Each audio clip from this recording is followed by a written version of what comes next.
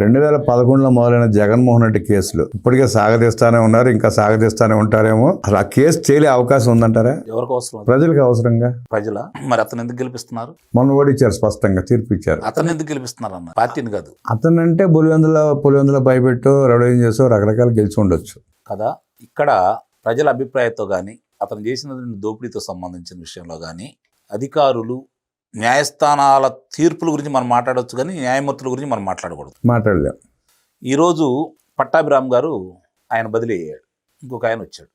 ఇలా ఆయన కేసులు ట్రయల్కి రాబోతున్నాయి, టేబుల్ ముందుకు రాబోతున్నాయి అనగంలోనే బదిలీ అవుతున్నారు. కొత్త ఆయన వచ్చి మళ్ళీ మొదటి నుంచి మొదలు పెడతా ఉన్నారు. దీన్ని బట్టి మనకు అర్థమవుతుంది ఏంటంటే జగన్మోహన్ రెడ్డి అధికారంలో లేకపోయినా అతని ప్రభావం స్పష్టంగా కనపడుతుంది అనేది చాలా స్పష్టం. మరి 151 స్థానాలు ఇచ్చిన ఇదే ప్రజలు 11 స్థానాలకు పరిమితం చేసిన తర్వాత కూడా అతని గురించి అతనికి న్యాయం జరిగే విధంగా అతన్ని అదుపులో తీసుకోకుండా, అంటే అరెస్ట్ చేయకుండా ఈ విధంగా ముందుకెళ్తున్నారు అంటే ఏ విధంగా అతను ప్రభావితం చేస్తున్నాడో మనం స్పష్టంగా అర్థమైపోతా ఉంది.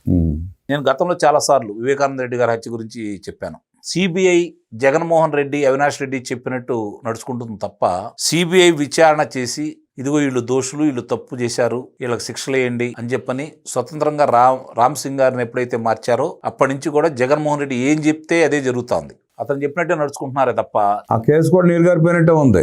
మొన్న కూడా చూసాం కదా, పాక్షికంగా. అంటే ఆ అమ్మాయిలు ఎవరైతే అంశాలు ఏంటి, సునీత గారు తండ్రి చనిపోయిన బాధలో ఉన్నటువంటి ఆమె తండ్రి చావు కారకైన వాళ్ళ శిక్షలు వేయించండి అని చెప్పని న్యాయ పోరాటం చేస్తూ ఉంటే ఈరోజు ఈ విధమైనటువంటి తీర్పులు వస్తున్న తర్వాత జగన్మోహన్ రెడ్డికి శిక్షలు పడిద్దని మీరు అన్నారు కదా, శిక్షలు పడిద్దని కానీ ఆ కేసులు పరిష్కారం అవుతాయని కానీ నేనైతే భావించట్లేదు.